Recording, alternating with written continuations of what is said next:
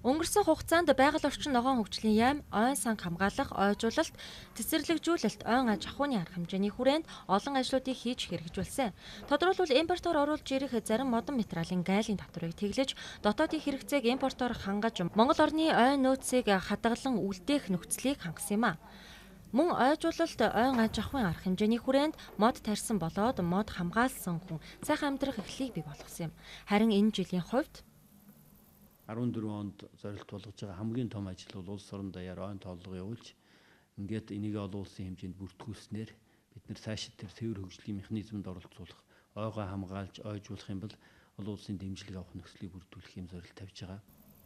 Мөн ногоон хөгжлийн бодлогын хүрээнд яам өөрөө ойн хортон устгах ажилд химийн бодис хэрэглэхээс татгалзаж биологийн аргад шилжин ажиллах юм.